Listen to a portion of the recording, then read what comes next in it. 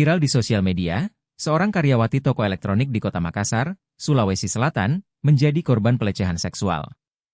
Dalam rekaman CCTV yang beredar, korban tampak dilecehkan oleh seorang pria saat berkunjung di toko elektronik yang berlokasi di Jalan Metro Tanjung Bunga, Kecamatan Tamalate, Makassar, Senin kemarin.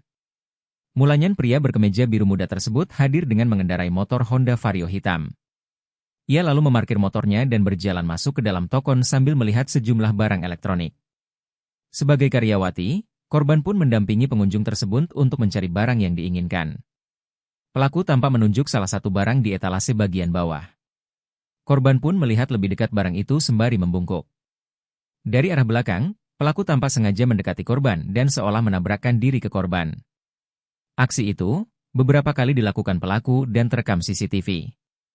Kasih Humas Polrestabes Makassar AKP Wahiduddin yang ditemui, membenarkan adanya kejadian itu.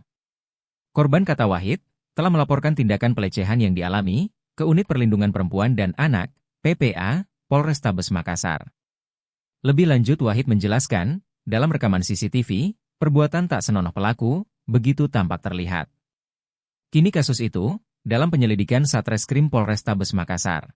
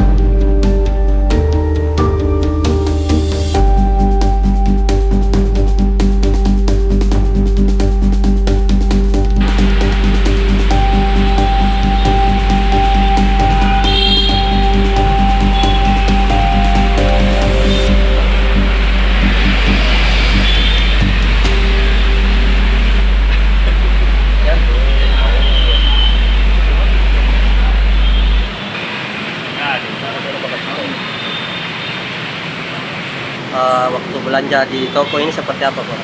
Jadi betul memang ada kejadian di salah satu toko di wilayah Tanjung Bunga, ada kasus pelecehan. Kemudian saat ini korbannya sudah melapor di Polres Makassar dan sudah sementara ditindaklanjuti untuk proses penyelidikan dan penyidikannya. Jadi masih di dalam. Kalau dilihat dari proses CCTV itu seperti apa, Pak?